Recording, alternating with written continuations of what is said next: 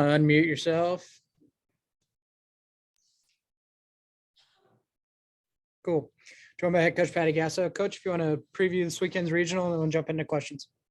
Yeah, I'm excited to be at home in front of our crowd. It's always a great advantage for us. I think we'll have very good turnouts, and Home Run Village is going to be open again, from what I understand. Tough regional, though. I mean, Texas A&M comes from the SEC, which is right now, without question, the best softball conference in the country. So they're used to playing tough games a lot. So we need to be definitely ready for them. They swing it well. They're a good team. They've won some big games in the SEC as well. And Minnesota came on strong. They had a good series against Northwestern, who was a ranked, I think, 9 or so. So both teams are very, very seasoned. And we're going to have to play very well. We're going to have to pitch very well. We're going to have all parts of our game working. Prairie View got on a big run of wins and got their way into the tournament. I still don't know too much about them, but they're a drivable team, and we're ready for whatever comes our way. Start with Ryan Aber. Yeah, Patty, wanted to ask you about Kenzie Hansen. I guess, first of all, is there something to the thought that, do you feel like there's something to the thought that they're just players who thrive in the postseason or big moments? Obviously she got hot last year and is seemed to be heating up here late in the year. And just what do you think's been behind that turnaround lately for her? Yeah, well, one of the biggest turnaround postseason players is Shea Knighton of all time. And Kenzie Hansen last conference season was not at her very best. And she was very aggravated by that. And so when we talk about the Big 12 tournament being like a new beginning, it just kind of changed her whole approach last year. She had an incredible tournament, which led her into postseason. I think she looked at the Big 12 tournament in that way. Like, okay, I did this last year. Let me see what it feels like. And I think you can feel her at practice, gaining her confidence. Her swing looks, she's not swinging as hard or as pressed or trying to get that big swing and chasing pitches all over the place. She's a little more controlled now, and I think she's going to be definitely a force going into this weekend. And just real quick follow up to that with what she's done with what Lindsay's done. How difficult or how good of a problem is that to have? I imagine it's a little bit of both to try to fit those pieces together into the lineup every day. It is. It's hard. It's all about matchups, and sometimes we're wrong with it, but there's interchangeable pieces, and that's involving Elam, Hansen. Sometimes Allo will go out in the outfield if we're trying to have having Allo, Elam, and Hansen in means we have to be creative at times. Neener is very good at first. Neener's kind of an interchangeable. Boone is an interchangeable as well. So a group of about 5 players, we have to figure out how they're going to play in to what we're doing. And some of them split the game. Some of them come in more as like a defensive specialist late in the game. So just kind of depends on what our pitchers, righties or lefties. Sometimes the lefties are tough on our left-handed hitters. So it just really depends on those types of numbers and what we feel from it. I really appreciate it, Patty. Good luck this weekend. Thank you. I'll go John Chen. Yeah, Patty, you've of course been in this position many times, but how you manage a team to try to be peaking at this time of year, and how long did it take you to kind of learn how to do that? I still don't know that I know how to do it, really. It's just continuing to motivate, but also holding them accountable. And probably today was one of the bigger days that I have just held. It was hot and we were practicing for a while, but I was relentless with them. And I think that's just showing them that I care, that I am not going to sit back and say that's, oh, okay, that's good enough when it's not. So I just continue to drive and push them because, and then ultimately I'm talking to them about, I know what you want. So I know what it looks like in order to get what you want. And this isn't what it looks like. And these are things that have to change. And, you know, I give them a rest when I got to give them a rest. But today was a day, it's going to be one of our tougher practice days. And I was on them. And I think when they feel me that way, they know what I'm trying to do and the importance of elevating their game and not letting the sun beat down on them. And, you know, or when they don't get what they want, they maybe not hustle down the line or something like that. I just don't let that happen because it's not who we are. And if I allow that to happen, it just starts to bleed into everything else that we're doing. So I think when they feel me push them a little bit harder in postseason, they know it's time for postseason. Let's celebrate. When you have, you know, I guess the sport in general is probably a year older than it would have been without COVID. Do you have to kind of dig into the bag of tricks if I want to, you know, shock people that have been here for 5-6 years to just get the bill to the system? I obviously have no idea how to shock Jocelyn Allo. It's the reverse factor. I mean, she's always shocking me by something she says or does. It's like, okay. I don't know. I mean, everybody here, they want to win. And ultimately, that's what we all have in common. And we want to enjoy winning and enjoy what we're doing. The way I know how to enjoy practice is when it's good. And so, I don't know, we keep it fresh, but we also work very hard. And that's the key to all of this. It always has been in this program. Thank you. Thanks. We'll go Judy Carlson. Hey, Patty, I hate to be the one who keeps asking you about Jordy, but what about Jordy? How is she? What's the status right now? Still day to day. The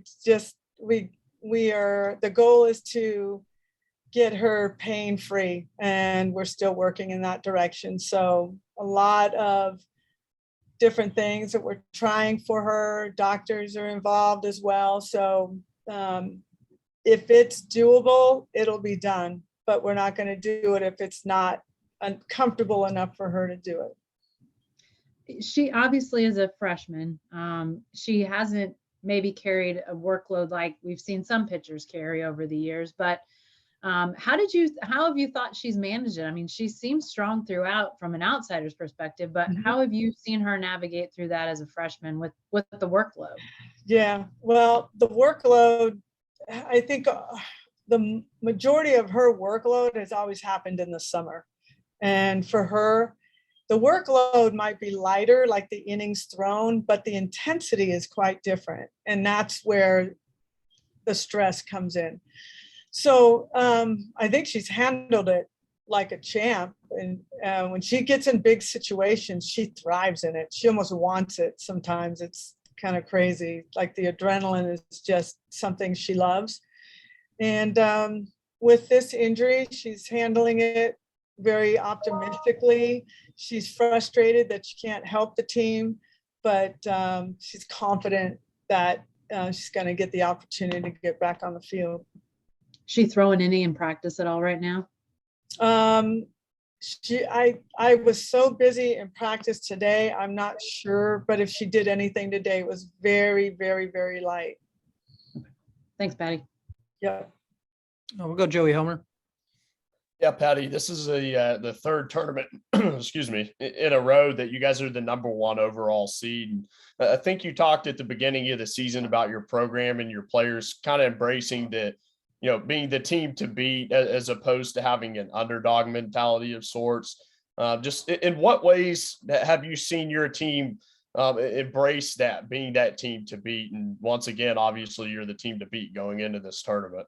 Yeah, I think they've handled it really well. And it's still new to us because I think people look at the Big 12 as not a prestigious conference. So you still think, well, you're in the Big 12, people don't give you that kind of credit. So maybe we are underdogs. I don't think we look at ourselves as anything except a team that's just trying to play their best softball right now.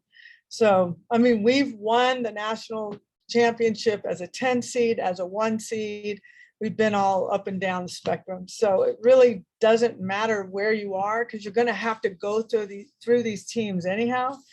But it's just wanting to play your best softball and be your healthiest and feeling good and fresh this time of the season. And our team is fresh. They are not, we're not marred with injuries or anything like that, except for Jordy.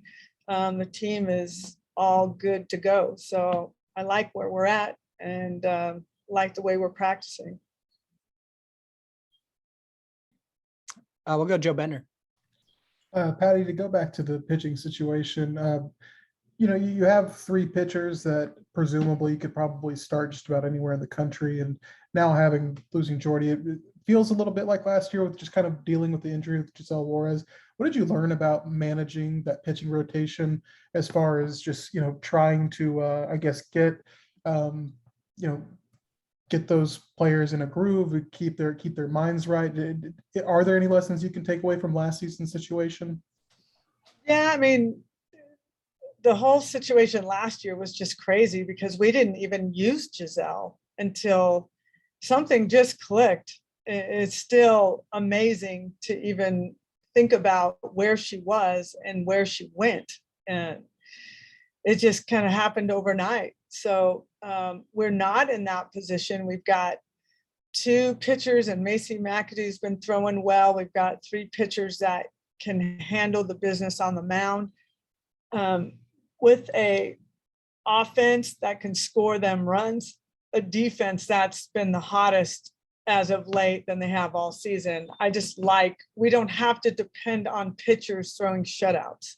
And last year it became a hitter's team. We're trying to out-hit teams. And I don't foresee us having to handle those types of things this weekend. Our pitchers can shut some teams down, and we were in a different space last year at this time. You kind of touched on it, but I mean, do you expect to see so many new faces like a Macy McAdoo or someone getting maybe a bigger role, this weekend?